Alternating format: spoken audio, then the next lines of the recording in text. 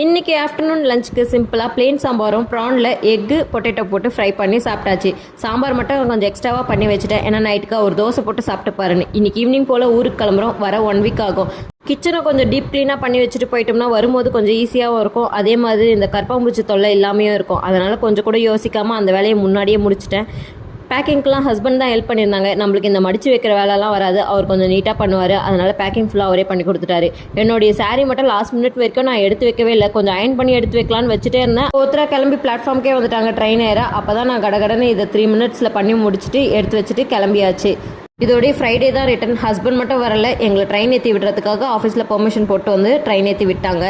எக்மோரில் இருக்க ட்ரெயினை கேன்சல் பண்ணி தாம்பரத்தில் போட்டதுனால ரொம்ப கஷ்டமாயிடுச்சு. எப்படியோ அங்கேருந்து ஏர்போர்ட் வரைக்கும் மெட்ரோவில் வந்துட்டோம். திருசூலத்துலேருந்து தாம்பரம் வரத்துக்குள்ளே ஒரு வழி ஆகிட்டோம். எப்படியோ வந்து சேர்ந்தாச்சு. எதுக்காக ஊருக்கு போயிருக்கோம், எந்த ஊருக்கு போயிருக்கோன்றதெல்லாம் அடுத்தடுத்த வீடியோவில் அப்டேட் பண்ணுறேன். மறக்காமல் சப்ஸ்கிரைப் பண்ணிட்டு பாருங்கள்.